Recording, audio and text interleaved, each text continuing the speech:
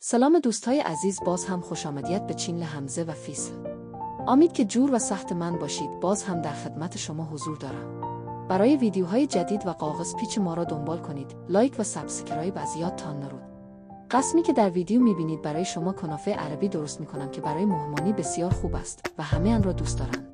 پس بیاید که شروع کنیم. یک پاکت سیمیان را در کاسه میاندازیم و خوب خرد میکنیم. قسمی که در ویدیو میبینید و بعد نیم پیاله 4 مغز را میگیریم و بعد خوب خرد میکنیم.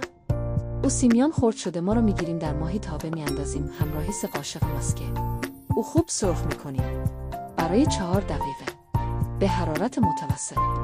خوب وقتی سرخ شد 2 قاشق غذاخوری شکل یا همبوره را علاوه میکنیم همراه با همان 4 مغز خرد شده ما.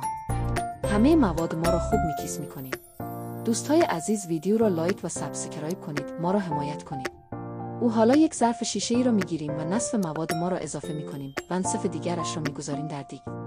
مواد که در ظرف شیشه‌ای انداختیم خوب هموار میکنیم قسمی که در ویدیو میبینید. حالا 4 گیلاس شیر را در ظرف میاندازیم. او از کارنفلور یا هم از نشایسته زرد استفاده میکنیم. 7 قاشق غذاخوری. قاشق باید چوچه باشد. او حالا نصف گیلاس شکر علاوه میکنم. یک پاکت وانیلا میاندازیم. اگر وانیل دوست داشتید اضافه کنید و اگر دوست نداشتید نندازید. او همه موارد خوب مخلوط یا هم میکس میکنیم تا مواد خوب حل شود. دوستای عزیز وقتی مواد خوب حل شد همه مواد را داخل دیگ میاندازیم. او با همین همین قسم شوهر میتیم.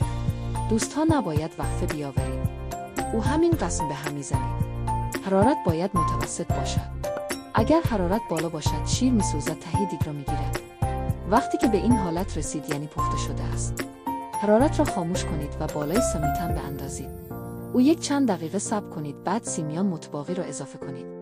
او پودر پسته را برای تزیین اضافه کنید. او برای 2 ساعت در یخچال بگذارید. دوستان این هم ویدیوی امروزی امید که خوشتان آمده باشد تا ویدیوی بعدی. الله حافظ.